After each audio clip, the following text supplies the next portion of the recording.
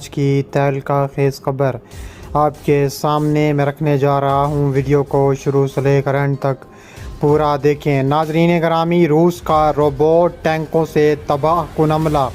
روس یوکرین جنگ شدید ہو چکی ہے، عالمی جنگ کا خطرہ بڑھ گیا۔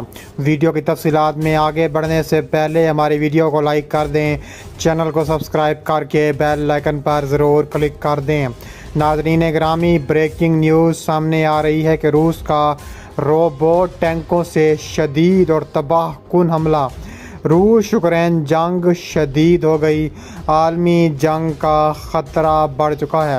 تفصیلات کے مطابق دیکھا جائے تو روس یوکرین جنگ میں اتنی شدت آ چکی ہے کہ روس نے یوکرین پر کلسٹر بموں کا استعمال بھی شروع کر دیا ہے۔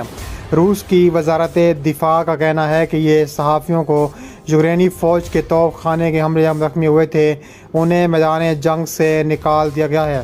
تفصیلات کے مطابق روس کا 11 یوکرینی ڈرون مار گرانے کا دعویٰ سامنے آ چکا ہے۔ روس نے الزام عائد کیا ہے کہ روس کے زیر انتظام یوکرینی علاقے کریمیا میں یوکرین نے اسلحہ ڈپو کو نشانہ بنایا ہے۔ روسی انتظامیہ کے مطابق روسی فضائی دفاع نے گزشتہ رات یوکرین کے 11 ڈرونز مار گرائے۔ کریمیا کے گورنر سرگئی ایکسنوف کے مطابق ڈرون حملے میں کئی عمارتوں کو نقصان پہنچا۔ انہوں نے کہا ہے کہ یوکرینی ڈرون حملے میں کسی جانی نقصان کی بڑی اطلاع نہیں ملی، لیکن کہا جا رہا ہے کہ درجنوں ہلاک ہوئے ہیں۔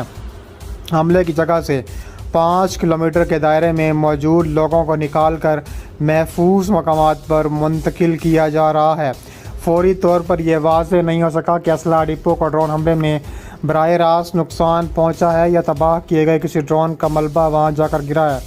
دوسری جانب یوکرینی فوج کی جانب سے الزام عائد کیا گیا ہے کہ روس نے گزشتہ رات یوکرین کے اوڈیسا ریجن پر ڈرون حملے کیے ہیں۔ یوکرینی فوج کی جانب سے مزید کہا گیا ہے کہ اوڈیسا میں کیے گئے روسی ڈرون حملے میں اناج ہینگرز تباہ ہو چکے ہیں۔ اس کے علاوہ مزید یہ کہا جا رہا ہے کہ روس اور یوکرین میں تباہ کن جنگ پچھلے 18 سے 19 ماہ سے جاری ہے اور اس فروری کو 2 سال مکمل ہو جائیں گے۔ یوکرین کی جانب سے ملک کے مشرق اور جنوب میں وہ عسکری مہم بھرپور انداز سے جاری و ساری ہے جس کے لیے کافی عرصے سے تیاریاں مکمل کی جا رہی تھیں۔ یوکرین کے صدر ولادیمیر زیلنسکی نے روسی عوام سے کہا ہے کہ ان کے رہنما پوتن انہیں تباہ کر رہے ہیں۔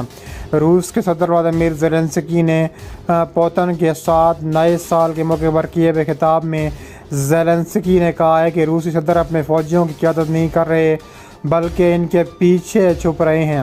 حکام کا کہنا ہے کہ یوکرین کی مسلح افواج سربراہ ولیالی زالوزن نے کہا ہے کہ فضائی دفاع نے سینیچر کو روس کی جانب سے داغے گئے 20 میں سے 12 میزائل فضا میں تباہ کر دیے۔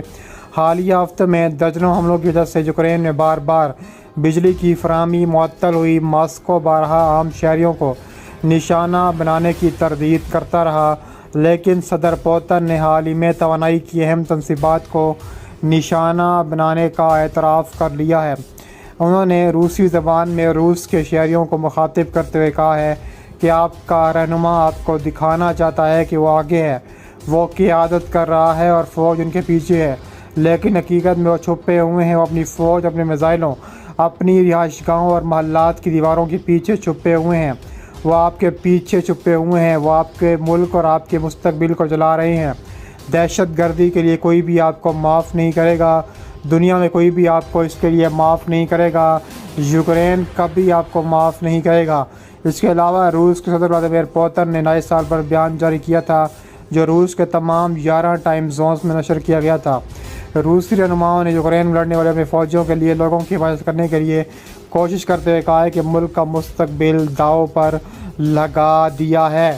اس کے علاوہ مزید یہ کہا جا رہا ہے کہ امریکہ کی ڈرون حملے کی شدید مذمت سامنے آئی ہے۔ امریکہ نے کہا ہے کہ ہم نے کبھی نہیں کہا کہ یوکرین ماسکو پر ڈرون حملے بم برسائے۔ گزشتہ روز یوکرین نے ماسکو کے دارالحکومت پر 2 ڈرون حملے کیے جس کے ماسکو کو کچھ عمارتوں کو نقصان پہنچا تھا۔ اس کے علاوہ مزید یہ کہا جا رہا ہے کہ یونیسکو نے یوکرین کے شہر اوڈیسا پر روس کے وحشیانہ حملے کی مذمت کی ہے۔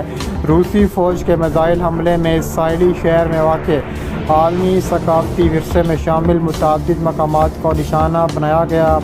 پیرس میں قائم اقوام متحدہ کے تعلیمی، سائنسی اور ثقافتی ادارے کی جانب سے جاری کردہ بیان میں کہا گیا ہے کہ یونیسکو روسی افواج کے حملے کی شدید الفاظ سے مذمت کرتا ہے، جس میں اڈیشہ شہر کے مرکز میں واقع متعدد ثقافتی مقامات کو نقصان پہنچایا گیا۔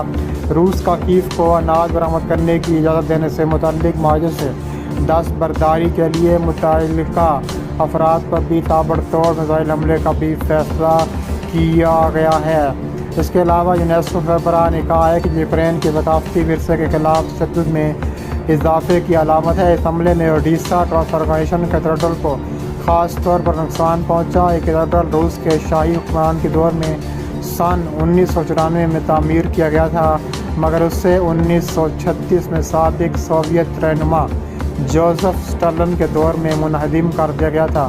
سوویت یونین کے خاتمے کے بعد 1990 کی دہائی میں اسے دوبارہ تعمیر کیا گیا تھا۔ اس کے علاوہ مزید یہ کہا جا رہا ہے کہ روس نے خطرناک ترین الزام بھی عائد کیا ہے۔ اس کے علاوہ امریکہ کا یوکرین کے لیے مزید $40 کروڑ کی فوجی امداد کا اعلان کر دیا گیا ہے۔ امریکہ نے یوکرین کے لیے مزید فوجی امداد کا اعلان کر دیا۔ یہ امداد یوکرین کے لیے سیکیورٹی امداد کا 43واں پیکیج ہے۔ پینٹاگون کے مطابق یوکرین کو $40 کروڑ کی اضافی سیکیورٹی امداد دی جائے گی۔ نئی امداد میں دفاعی ساز و سامان، جنگی گاڑیاں اور ہتھیار شامل ہوں گے۔ روسی جارحیت کے خلاف امریکہ کا یوکرین کو اب تک $43 ارب سے زائد کی فوجی امداد فراہم مزید کر چکا ہے۔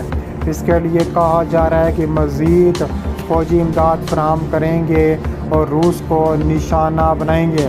اس کے علاوہ ولادیمیر پوتن نے کہا ہے کہ ہم ہر صورت روس کا دفاع کریں گے اور امریکہ اور اس کے اتحادیوں کو شدید ترین جھٹکا دیں گے اور اس کو شدید ترین منہ توڑ جواب دیں گے۔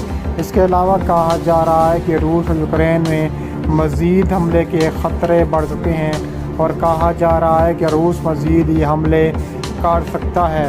اگر روس نے باز نہ آیا تو امریکہ بھی یوکرین کو ہتھیار فراہم کرتا رہے گا، کیونکہ نہ روس باز آ رہا ہے نہ یوکرین باز آ رہا ہے اور یہ جنگ بڑھتی ہی جا رہی ہے اور آگے بھی بڑھتی ہی جائے گی۔